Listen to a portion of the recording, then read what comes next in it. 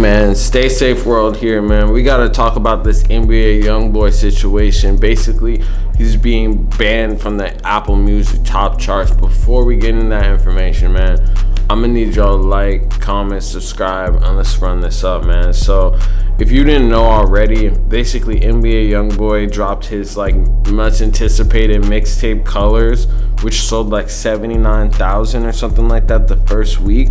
So then he was like on the top charts of Apple Music for like a couple days after it, because it only came out like a couple days ago, probably within the week.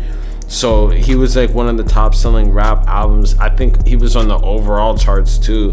But then he was actually, he was on the top charts. I forget what spot he was at, but he was definitely up there. I mean, like, you kind of see like the number 2 and 3 spots are Gunna and Babyface Ray in The Weeknd. I remember him being like in the top 5, but then he was going number 1. He says, he was going number 1 for 2 weeks straight, and then they took it down off the charts, so it's not accessible. You can't see that his music's on the top charts, in a way to sort of like blackball him and shit. He even has a message where he says, I was going number 1 2 weeks straight with the mixtape, so they took it down off the charts. I don't give up if you still can't stop me. Don't sign to Atlantic if you are an artist. They are not going to support you, especially if you live a certain way.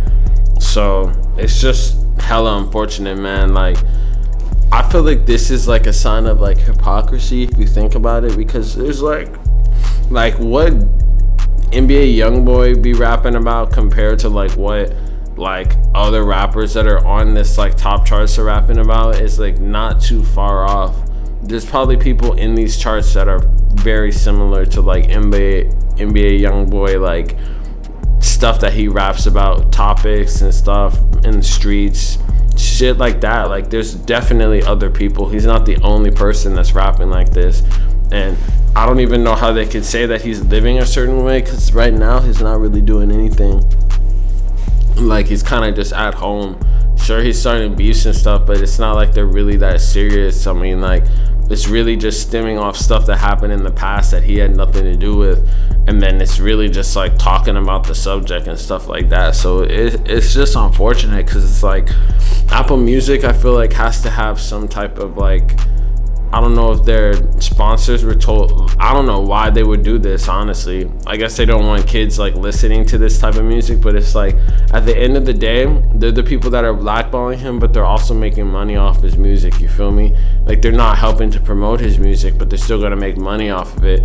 It's like, if you're gonna have this type of stance, you have to have the stance all the way through.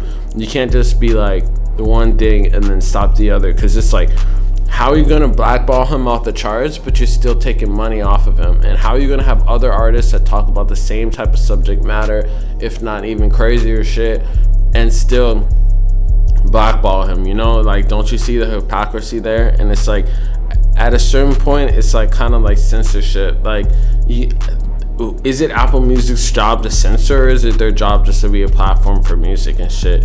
And ultimately, Spotify is going to take the W, because Spotify, if they include him on the charts and shit, it just shows like they don't really, like, it's not like he's like inciting violence or anything like that in his music. Maybe his fans might be like feeling some type of way, but it's not like he's going and say go out there and attack a rapper or attack somebody in his music or nothing like that.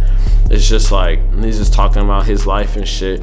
And it's like, it's kind of a slippery slope, because then it's like, at what point does Apple Music try to censor you? Like, at what point are you doing something wrong, you know? Because it's like, it's not consistent.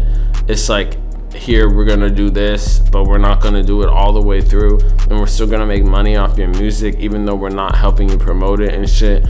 Atlantic's kind of on the same thing. They're not even on that shit like that. They're not even helping their artists. They're really just making money off of him, while his like fame and shit that he does is really promoting his music. So it's just something interesting to see how the whole record industry will turn against you, basically. Except they'll make money off your shit, but they're not gonna help you promote it, which is like the saddest thing. And it's not even that difficult for them to contact Apple Music and be like, yo, what the fuck? But hey, man, I don't know. Do you think his subject matter is too crazy and what he says is like deserves to be banned, or you think there's other people that kind of are along the same type of vibe, man? But hey, let me know in the comments what you think. If you think it's fair that he gets banned by Apple Music on the top charts, or if you think it's like inconsistent, man. But hey, real stay safe shit. You already know what's going on. Like, comment, subscribe. Let's run this up, man. Peace.